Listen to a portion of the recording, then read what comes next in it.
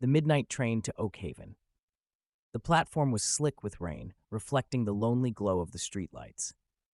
Elias Thorne checked his antique pocket watch, 11:58 p.m. He was waiting for the last train, the one they called the Ghost, because it was always nearly empty and ran through a town that officially no longer existed, Oakhaven. Elias wasn't a traveler. He was a private investigator on a desperate chase. 2 days ago, a young woman named Clara vanished from her locked apartment, leaving behind only a single faded train ticket to Oakhaven. The police had given up, calling it a runaway case, but Elias knew better. Clara's last message to him, a frantic, cryptic line, was, "They come for the silence on the 12." When the train finally screeched to a halt, it was even older and darker than he expected. The interior was plush but coated in a thin layer of dust. In the entire carriage, only one other person sat, an old man with eyes the color of aged silver, reading a book bound in black leather. Elias took a seat opposite him. "Going far?" he asked, trying to sound casual. The old man slowly lowered his book. His voice was a dry whisper. "Only to the end of the line, young man. Oakhaven." Elias felt a chill that had nothing to do with the cold air. "I'm heading there myself, looking for someone, a woman named Clara." A faint, unsettling smile touched the man's lips. Ah, Clara, the one who understood the terms of the passage. She wanted the silence. What passage? What silence? Elias pressed, his hand instinctively resting on the pistol hidden in his coat. "The fare to Oakhaven isn't paid in money," the man explained, tapping the black book. "It's paid with memory. The town is a place where you can forget anything. A lost love, a terrible mistake, or in Clara's case, a deep personal sorrow." Elias was incredulous. That's absurd. She wouldn't trade her life for forgetfulness. Wouldn't she? The old man tilted his head. "Look closer, Mr. Thorne."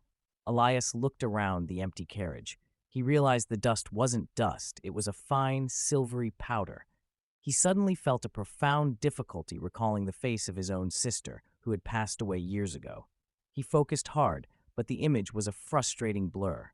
The train whistle blew, long and mournful. "The clock is striking midnight," the old man announced, raising his book. "The transfer is complete. Soon, you won't remember why you're here, or even what a Clara is." Elias had to act quickly. He lunged forward, grabbing the book. As he did, the old man dissolved into the silvery powder, and the carriage plunged into darkness. Elias fought to open the book, but the leather felt impossibly thick. Finally, he wrenched it open. The pages were blank, except for one line, written in perfect cursive. "To recover what is lost, you must give what you still hold dear." He closed the book, his mind racing. What did he still hold dear? He had nothing left but the memory of his mission, the drive to save Clara. He ran to the last compartment, finding a door that had been locked before. He opened it to find Clara, standing by an open window, looking out at the endless, foggy landscape. Her eyes were serene, completely empty. "Clara!" he shouted. She turned, her face beautiful but utterly vacant. "I don't know that name. I'm just waiting for the silence." Elias knew the memory was almost gone. He had to make a sacrifice to break the spell. He looked at the only thing he had left that wasn't about the case, his antique pocket watch, a gift from his father. It was his last anchor to his old life. With a heavy heart, Elias threw the watch out the open window. At that instant, a searing wave of pain hit Clara. She gasped, clutching her head. The silvery film in the carriage vanished. Her eyes snapped open, full of fear and recognition. "Elias! The train! We have to get off. It takes everything." The train was finally slowing down, pulling into a dilapidated station with a crumbling sign, Oakhaven. Elias grabbed Clara's arm, and they jumped onto the platform just as the train sped up again, carrying the old man's silver dust and the blank black book into the night. They stood alone on the platform, surrounded by the eerie silence of the forgotten town. Elias didn't look back.